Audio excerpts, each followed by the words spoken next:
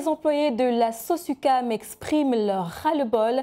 Dans ce journal, retour sur cette journée tendue et sur les enjeux du secteur de l'agro-industrie au Cameroun.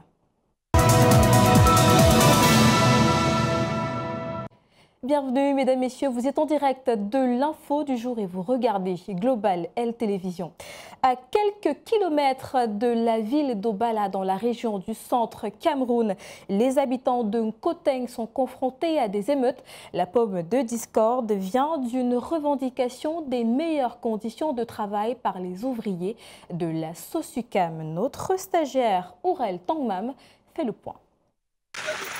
Le mardi 4 février 2025, la ville de Nkoteng, dans la région du centre du Cameroun, a été le théâtre d'affrontements violents. Le point de départ aurait été une grève des employés de l'usine annexe de la Société sucrière du Cameroun, initialement motivée par des revendications de meilleures conditions de travail. Massa sont en train de gréver parce qu'ils veulent qu'on doit les payer comme on les payait auparavant, le 5 et le 20, et qu'on ne les paye pas normalement. On les envoie dans les banques n'arrivent même pas à les payer. Parfois, ils font même une semaine avant qu'on les paye. Quand il faut les payer, on ne les donne pas tous leurs argent. On les paye les argents demi. La grève a rapidement dégénéré en émeute, prenant une tournure dramatique. Des jeunes sans lien direct avec le mouvement initial ont rejoint les manifestants et ces derniers ont pris d'assaut plusieurs bâtiments, les vandalisant et ont incendié des champs de canne à sucre, plongeant ainsi la population dans un climat de peur. Parce qu'on est là comme si on était à Bamenda. Et ce qu'on voit même souvent à la télé là, maintenant pour nous là c'est déjà en direct, c'est-à-dire qu'on a franchement peur de mourir. À l'heure actuelle, on déplore le décès de 3 adultes et d'un enfant, ainsi qu'un blessé.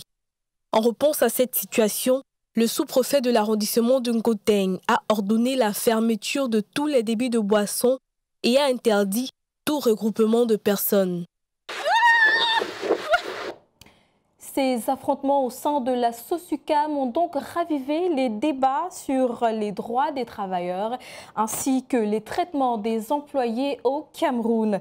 Les figures politiques et le public ont fermement condamné cet incident, appelant ainsi à des réformes urgentes. Joy Gong nous propose quelques réactions. The violent clashes at SOSUCAM's Nkoteng plantation on February 4, 2025 have sparked widespread condemnation from political figures, labor unions, and the general public. Honorable Cabral Libi is among the first political figures to react to the tragedy. In a statement released on the same day, he expressed deep shock and condemned the escalation of tensions. He called on SOSUCAM's management to take immediate action to calm the situation and engage in sincere dialogue with employees. The SOSUCAM uprising has ignited debate about the treatment of local workers by multinational corporations operating in Cameroon. Cameroonians argue that foreign companies operating in the country often prioritize profits over the welfare of their employees.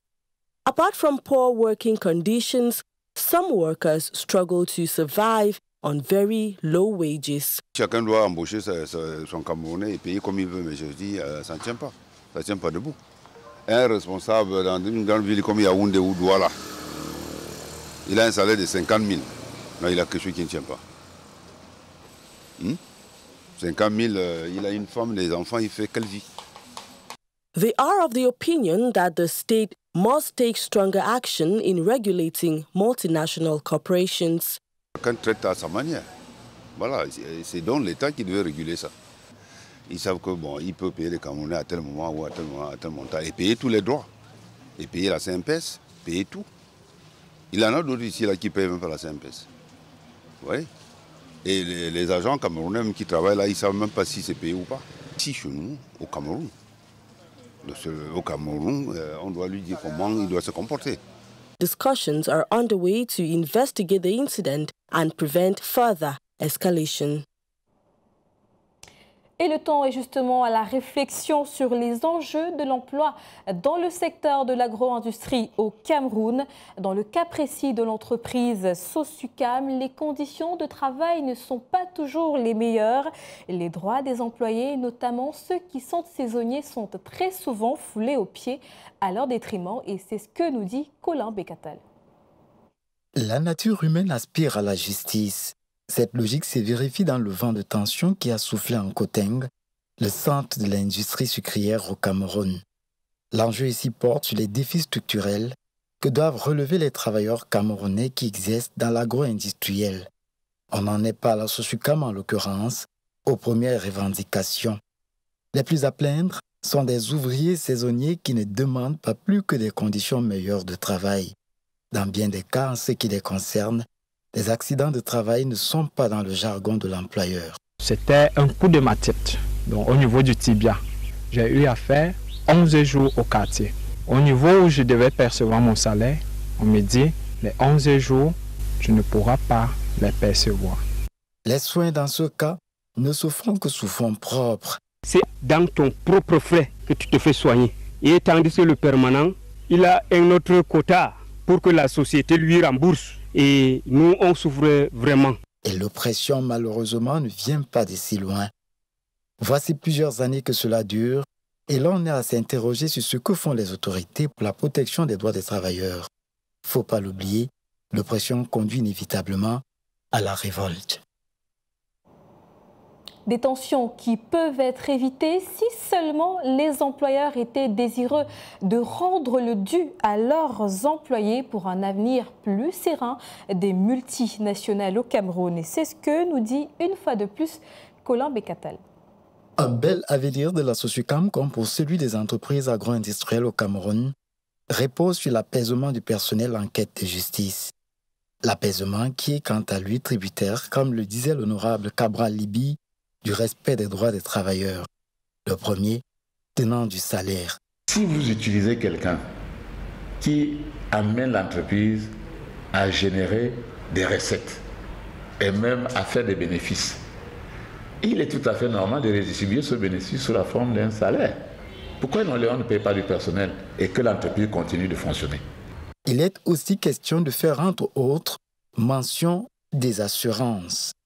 Dans le processus de création d'une entreprise, il est fait mention que si vous employez du personnel, vous devez avoir souscrit à la procédure qui vous oblige à immatriculer vos employeurs parce qu'ils doivent être protégés. C'est donc aux directions de ces entreprises industrielles qu'incombe la responsabilité de prendre des mesures concrètes. Si la voie de la brutalité contre les ouvriers démunis semble a priori la plus efficace, elle se trouve bien limitée que celle du dialogue. L'entreprise ne tient que par sa ressource humaine qui mérite pas seulement le salaire rentant et en heure requis, mais aussi et surtout le bon traitement de cette dernière, bref, le respect de ses droits fondamentaux. Il n'est d'ailleurs pas si tôt que soient mis en pratique des réformes dans les secteurs de l'agro-industriel du Cameroun.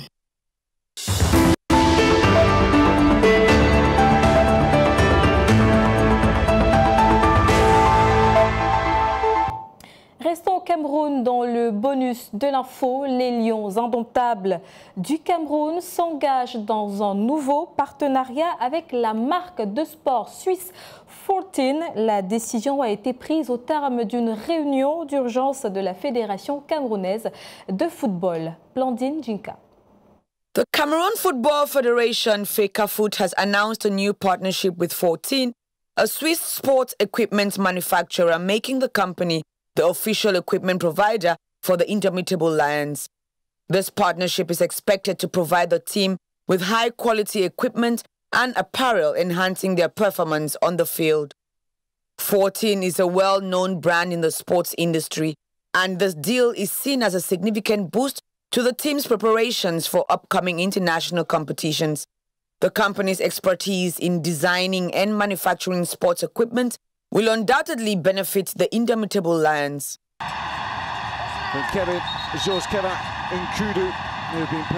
The new equipment is expected to be unveiled soon, and fans are eagerly waiting the team's new look.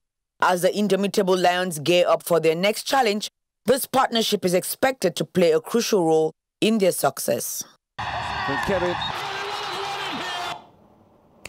Voilà donc qui met un terme à cette édition de l'Info du jour, 3e sortie de la semaine. Mesdames, Messieurs, merci de nous avoir suivis. Restez en compagnie des programmes de la meilleure chaîne, Global LTV. Bonsoir.